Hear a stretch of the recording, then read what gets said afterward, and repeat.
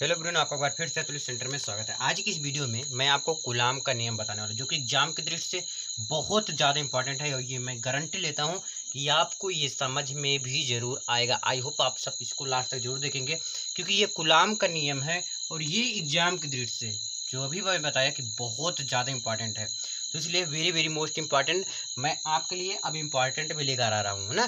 तो कूलाम का नियम लास्ट तक जरूर देखिएगा। और इससे पहले मैं बता दूँ, टेलीग्राम का लिंक डिस्क्रिप्शन में है, उसे ज्वाइन कर लीजिएगा, क्योंकि बहुत ज़्यादा इंपॉर्टेंट चीज़ें उस पर अपलोड किया जाता रहता है।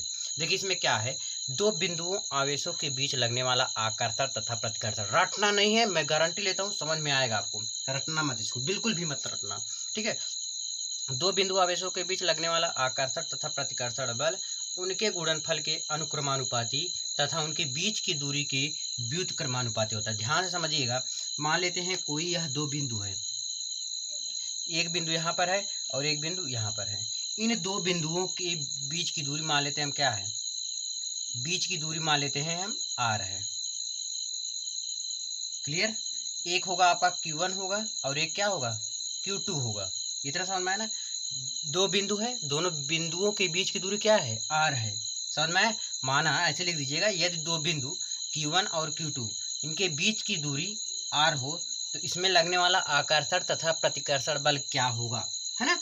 अब देखिए इसको रटिएगा मत, अभी मैं समझा रहा हूँ। देखिए दो बिंदु आवेशों के बीच लगने वाला, ये दो बिंदु है, ये दो बिंदु आवेशों के बीच लगने वाला जो लगेगा, इसके आकर्षण और प्रतिकर्षण बल उनके गुणनफल के अनुक्रमानुपाती तथा उनके बीच की दूरी के वर्ग के व्युत्क्रमानुपाती होते हैं। देखिए कैसे लिखेंगे। और इसमें आप लिख सकते हो कि माना दो बिंदु है, क्या दो बिंदु है, कौन सा, Q1 Q2। दो बिंदु है Q1 और Q2 और इनके बीच की दूरी r है। इनकी बीच की दूरी क्या है, r है। तो उसमें लगने वाला आकर्षण तथा प्रतिकर्षण बल, इतना लिखने के बाद आप लिखिएगा या फिर देखिए मैं क्या क्या कहा बताया अभी, जस्ट ध्यान से समझिएगा। देखिए F लिख दिया ना। देखिए दो बिंदु आवेशों के बीच लगने वाला बल, बल किससे प्रदर्शित करते हैं, F से। किससे प्रदर्शित करते हैं, F से प्रदर्शित करते हैं। किससे करते हैं, F से। फिर से सुनिए, किससे करते हैं, F से। तो दोनों आवेशों के बीच किससे करते हैं, F से प्रदर्शित करते हैं ना। दो बिंदु आवेशों के बीच लगने वाला आकर्षण तथा प्रतिकर्षण बल उनके गुणनफल के अनुक्रमानुपाती। गुणनफल किसके किसके, इन दो आवेशों के, इन दो आवेशों के गुणनफल। तो दो आवेश हुए ना, कैसे, एक कौन सा हो गया, एक Q1 हो गया और एक आपका क्या हो गया, Q2 हो गया। क्लियर, आपका दिख नहीं रहा है इसमें, ठीक है। तो क्या हो गया, एक Q1 हो गया और एक Q2 हो गया। ध्यान से देखिए, ये Q1 हो गया आपका और ये आपका क्या हो गया, ये Q2 हो गया। इतना समझ में आया ना। कहा कि बल है ये, और इन दोनों के बीच के, देखिए Q1 और Q2 है। तो Q1 और Q2, इतना समझ में आया ना। देखिए फिर से एक बार मैं एकदम अच्छे से समझा रहा हूँ। दो बिंदु है, दो बिंदु आवेशों के बीच लगने वाला आकर्षण तथा प्रतिकर्षण। आकर्षण क्या होता है पहले जान लीजिए। आकर्षण मतलब जो अपनी तरफ खींचता है। आकर्षण जैसे आप समझ सकते हैं, एक इस एग्जाम्पल के तौर पे, आकर्षण ऐसा चीज है जो अपनी तरफ क्या होता है, खींचता है। आकर्षण जैसे लोहा और चुंबक, ये दोनों आपस में क्या करते हैं, खींचते हैं, ठीक है। अब प्रतिकर्षण जैसे लोहा लोहा हुआ तो क्या जबरदस्ती उसको चिपका देंगे, नहीं। चुंबक चुंबक को चिपका देंगे, नहीं। तो ये प्रतिकर्षण हुआ, ठीक है। तो Q1 और Q2 के क्या होता है, गुणनफल, गुणा कर दिए, गुणनफल के अनुक्रमानुपाती। अनुक्रमानुपाती का निशान ये रहा, अनुक्रमानुपाती का निशान ये रहा। समझ में आया था ना।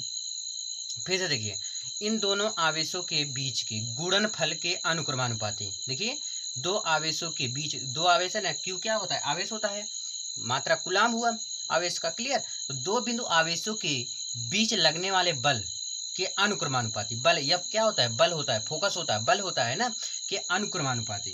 Q1 Q2 हुआ, इसको हम इक्वेशन नंबर क्या मान सकते हैं, फर्स्ट मान सकते हैं, यानी कि समीकरण नंबर क्या मान सकते हैं, हम इसको एक मान सकते हैं। कोई दिक्कत नहीं ना। अब इसके आगे हम क्या करेंगे, ध्यान से देखिएगा। बहुत आसानी के साथ बताने का प्रयास कर रहा हूँ, उम्मीद करता हूँ आपको समझ में भी जरूर आएगा 100%। देखिएगा, ये समीकरण नंबर 1 कर दिया। अब लिखिए या, लिखिए क्या, या लिख दिए, या लिख दिए ना। अब देखिए अनुक्रमानुपाती, अब यहाँ तक तो आपको समझ में आ गया। अनुक्रमानुपाती तथा उनकी बीच की दूरी, इनके जो बीच की दूरी क्या है, बीच की दूरी r है आपका। बीच की दूरी क्या है, बीच की दूरी के वर्ग के व्युत्क्रमानुपाती। अच्छा, व्युत्क्रमानुपाती और अनुक्रमानुपाती, व्युत्क्रमानुपाती जो होता है उल्टा होता है अनुक्रमानुपाती के। तो अनुक्रमानुपाती ये रहा आपका निशान, व्युत्क्रमानुपाती 1 बटे हो जाएगा बस, ठीक है ना। तो एफ इसमें भी रहेगा क्योंकि बल पे ही लग रहा है सब कुछ ना, ठीक है। तो एफ आप ध्यान से समझिएगा, ये एफ हुआ आपका क्लियर, समझ में है ना। अब इसमें क्या रहा है, क्या होता है, व्युत्क्रमानुपाती, किसके, दूरी के। तो दूरी क्या मान ली मैंने, एक आर होता है, तो मैंने 1/r क्यों लिखा, 1/r क्यों लिखा, क्योंकि व्युत्क्रमानुपाती, जब व्युत्क्रमानुपाती रहेगा तो 1 लगा देते हैं, उल्टा हो जाता है ना, 1/r, तो बीच की दूरी। अच्छा एक चीज और, ये दूरी अगर मैं मान लूँ पूरा आर है तो कहूँ कि भैया ये आधी दूरी आप बताओ कितना होगा, इसीलिए मैंने डायरेक्ट उस समय नहीं लिखा था क्योंकि समझाना था मुझे आपको। अभी मैं मान लो पूछ लिया आपसे Q1 और Q2 की बीच की दूरी r है तो आधा कितना होगा, तो बताने में एक मुश्किल होगा ना। तो ऐसा करते हैं हम, क्यों ना इसको मैं r² कर दूं, क्यों ना इसको r² कर दूं। तो इसके और इसके बीच की दूरी Q1 से मान लेते हैं O की दूरी क्या हो जाएगी, r हो जाएगी, और यहाँ से यहाँ तक की दूरी तो कितना हो गई, इसकी बीच की दूरी टोटल कितनी है, r²। इसकी बीच की दूरी क्या मान लेते हैं, मैं r² मान लेता हूँ, समझ में है ना। तो इसकी दूरी को हम कर सकते हैं f अनुक्रमानुपाती 1/r², ठीक है। अब देखिए इसको हम समीकरण नंबर क्या मान लेते हैं, 2 मान लेते हैं। अब समीकरण 1 और 2 से, ठीक है ना, इतना समझ में आया ना। अब इसमें कॉमन क्या है, एफ कॉमन है, ठीक है। अब लिख सकते हो आप समीकरण 1 और 2 से, ठीक है, 1 और 2 से, इसमें एफ और इसमें एफ दोनों में कॉमन हो गया तो लिख लो एफ है, क्लियर। एफ क्या है, दोनों में कॉमन है, तो मैंने एफ लिख लिया, इतना समझ में आया ना, बिल्कुल ना। जब दोनों में जब कॉमन है तो एक ही बार लिखूंगा ना, तो एफ लिख लिया। अब देखिए इसमें अनुक्रमानुपाती और यहाँ पर भी अनुक्रमानुपाती, तो यहाँ पर मैं अनुक्रमानुपाती लिख देता हूँ, क्लियर, समझ में आया ना।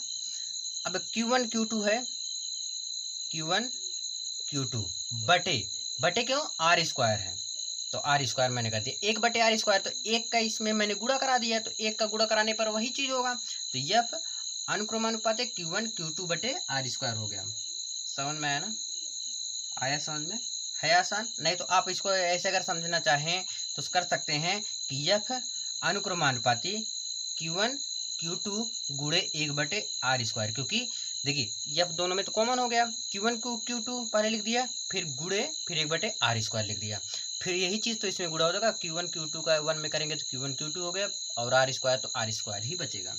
जब मैं अनुक्रमानुपाती को हटाऊंगा, क्या अनुक्रमानुपाती को जब मैं हटाऊंगा तो क्या हो जाएगा, बराबर का निशान आ जाएगा, बराबर के निशान के साथ साथ एक कांस्टेंट के रूप में एक नियतांक आएगा, नियतांक को मान लेते हैं हम क्या, के मान लेते हैं, क्या के मान लेते हैं, कोई दिक्कत।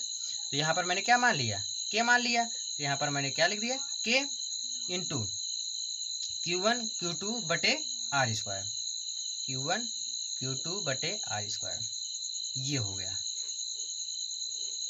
ठीक है। आप इसको के का वैल्यू एक होता है, के का मान होता है, कहीं कहीं अगर नहीं दिया रहेगा तो के का मान आप लिख दीजिएगा।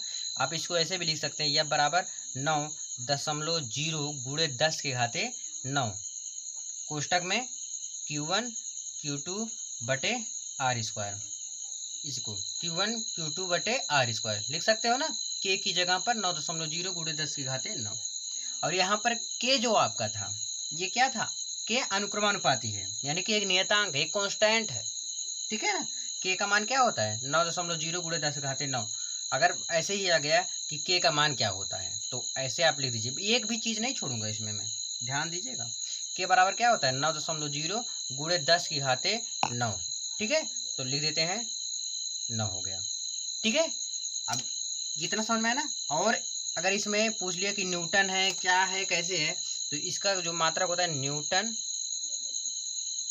न्यूटन मीटर स्क्वायर प्रति कूलाम स्क्वायर, के बराबर क्या होता है, 9.0 गुणे 10 घाते 9 न्यूटन मीटर स्क्वायर प्रति कूलाम स्क्वायर, ठीक है। और के की जगह पर ध्यान दीजिएगा, और के की जगह पर आपका ये भी हो सकता है 1/4πε0,